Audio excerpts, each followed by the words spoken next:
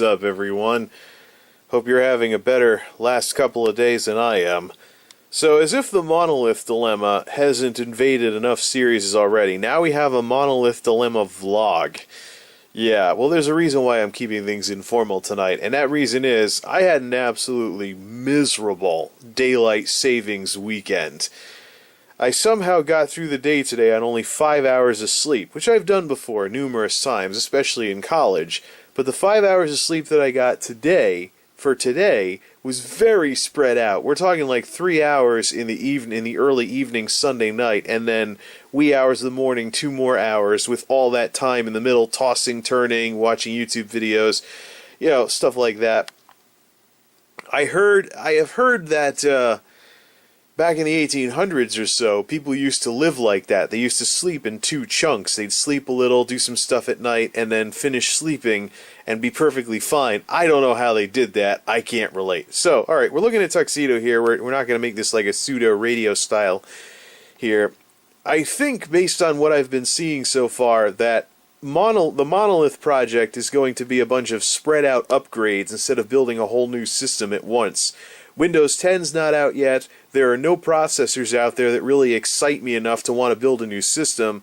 And I'm really thinking maybe I should finally be able to upgrade instead of always having to de facto buy new systems.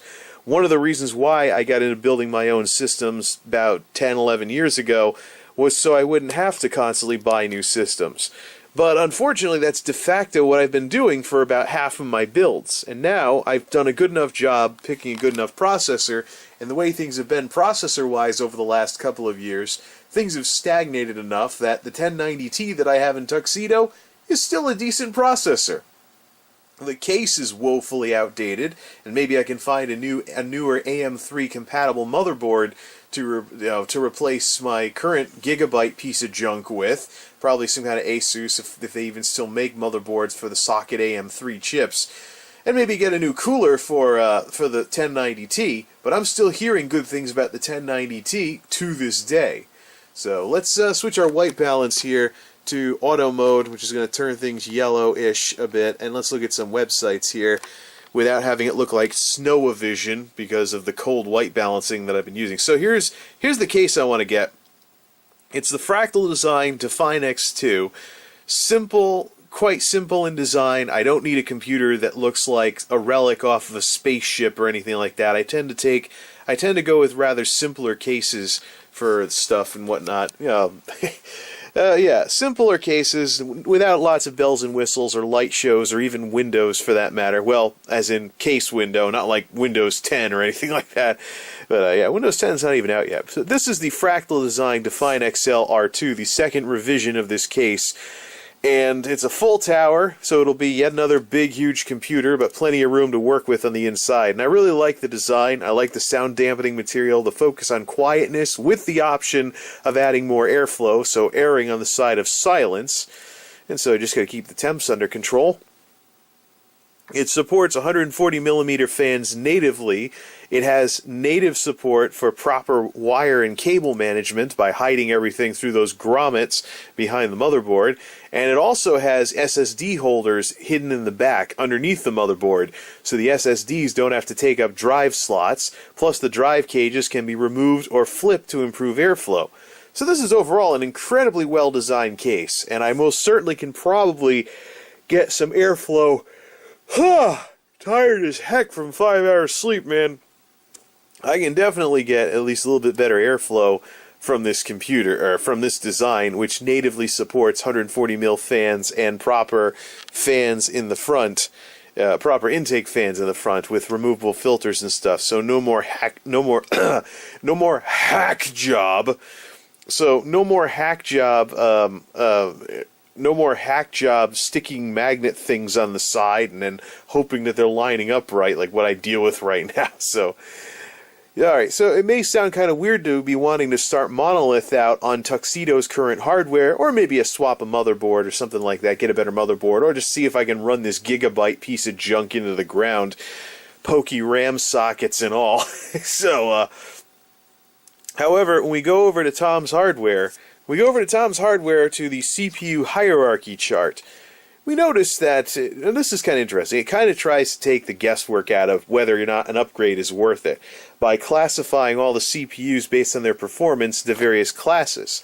So the way this works, for those of you that haven't been to this article yet, the way that this works is you want to go up at least 3 tiers. Otherwise, your processor is going to feel like a side grade.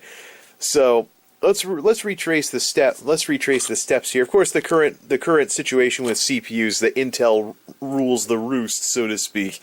All these newer Intel processors blow away everything that AMD has, but AMD starts up in Tier 2, and interestingly enough, my 1090Ti is still in Tier 2, sharing the same space as the 8350, the 8370, and the processor that I was looking at for better power efficiency, the 8370E, despite having more cores and stuff, is actually a tier below. So it might be a pseudo downgrade. 5 hours sleep, baby. But let's just go down and let's retrace some steps here. So, well, that's the comments. We don't want to go that far. Ooh, what's that? The most revealing red carpet looks of all time. Yeah, whatever. Oh, and Vladimir Putin, too. Anyways, so my first processor post-Silver Bullet was an Athlon 64 4000 single core. This starts with a dual core version of that chip, the 64X2. And so, yeah, no. So my first processor in 2005 was off the bottom of this chart. Now, where is the Core 2 Duo E6750? There it is. So here's the Core 2 Duo. This is what I had. I wound up switching to Intel one go round, which is what's in the Silver Bullet right now. I wound up switching to Intel for one go round because AMD memory costs were going through the roof. I later received a letter from a lawyer that there was a class action lawsuit for price fixing. Interesting how that works. But yeah, so the E6750 is right here. Now to go up to the 1090Ti, which was a noticeable improvement, was 1, 2, 3, 4 tiers up.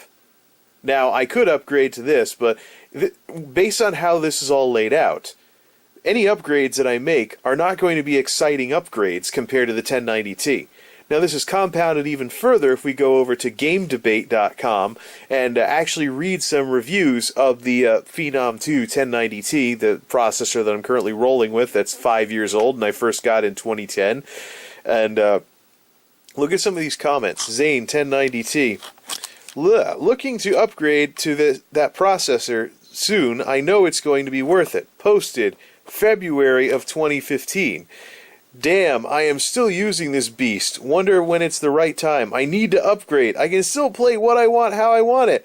Same story here. I can still play what I want. That's my story, too. The processor that I have with a good video card still flies all over everything that I throw at it.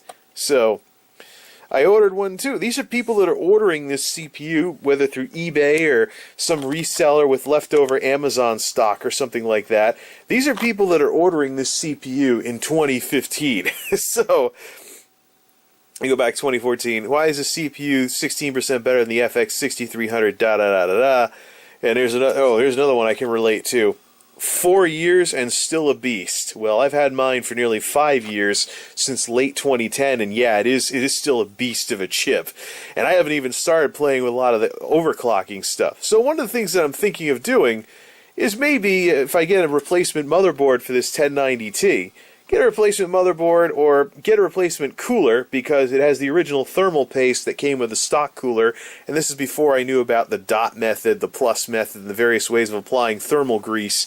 So it's actually the heatsink fan actually had the spread method, which is the worst forms, which is the worst of this stuff. And if I kill the chip, hey, I got 5 years out of it. Hey, I got about 5 years out of it. You know, there's plenty of stuff out there that I can purchase instead. So I'm not going to invest too much money into this Phenom, though. I would probably just get like the cooler. There's a Cooler Master heatsink fan out there for like $30 with a big fan on it. To put a bigger fan on it and dump that stock cooler, get some good like thermal grease or something like that, and use the dot method. See if I can get lower temps that way. As far as wattage goes, Interestingly enough, one of the things I was doing when I couldn't sleep last night was reading all this stuff about the 80 plus certifications and what the difference is between the 80 plus certs and stuff like that, and learning about power curves, efficiency curves, or efficiency power curves with the various 80 plus things. Now, I've been using 80 plus power supplies for years. The last two that I have are from PC Power and Cooling, which is the recommended brand of Scott Miller's upgrading and repairing PCs, the last couple editions of that book that I've bought.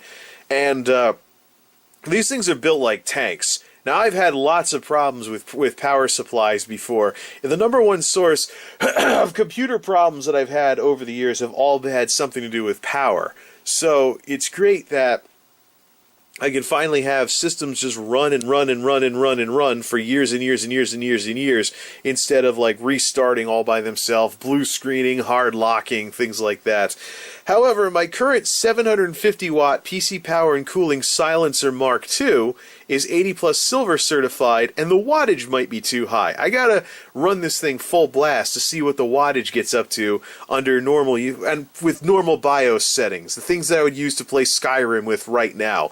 I gotta run this thing full blast with a bunch of benchmarks running all at once, stressing the heck out of everything to see what my ceiling is for wattage, because as we can see with these curves, most power supplies are most efficient around the 50% mark. I'm mostly paying attention to the 50 and the 20% mark, and would like to have a power supply that ideally is between 20% and 50% load. So if this system is only using like 100 to 300 watts, maybe it might be better to drop down to like a 550 watt power supply or something instead of a 750, and get back into this efficiency curve and crunch the numbers and see what I can expect from the kilowatt to lower the wattage by getting a power supply that's more appropriate to the load that I'm putting on it. I haven't really gotten into the whole 2 video cards thing. I'd rather have 1 good video card than 2 video cards. So, and of course, some of this has to do with the fact that I am currently missing the dual video card adapter. I'd have to dig out wherever the heck that went when I got this motherboard. But or just get a new one if it's a standardized plug thing or something. But I've traditionally stuck with 1 video card for the last several years. I'd rather have 1 good video card than 2 of them sucking all kinds of power and not ramping down and stuff like that.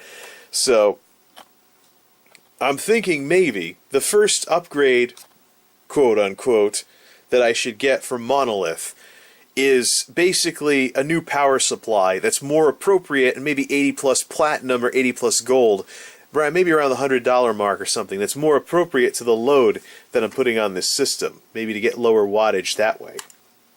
Because considering how long these PC Power and Cooling supplies that I'm using in my 2 main systems have lasted, I am probably expecting to get years and years and years out of it, so even if there is a long time to recoup the investment, yeah.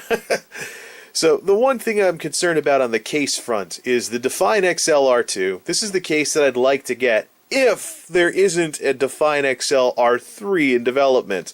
Fractal's mid-towers have gone from Define R4 to Define R5.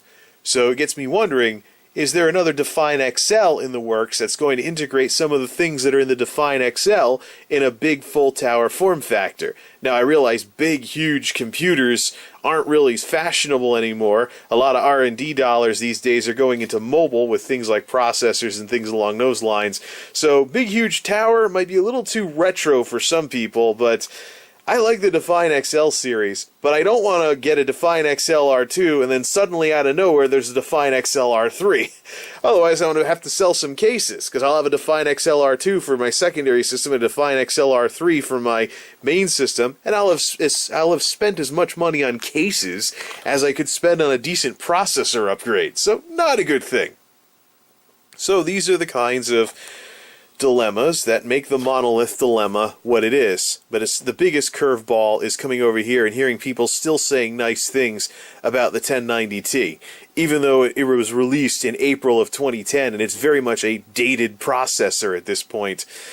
However, processors have stagnated, so why should I build a new system if it's only going to be marginally better, for stuff like that? Might it even be worth it to get an AM3 compatible motherboard and then maybe plan on an actual processor upgrade for the first time ever with one of these systems? But yeah, I can still play what I want. Years and years later, this CPU is still a beast. Yeah. Oh, man. Decisions, decisions, decisions. Okay, I feel like garbage. It's time to get some sleep. Thanks for watching, everybody. Till next time, this is MultimediaJay, signing off. Thanks for stopping by.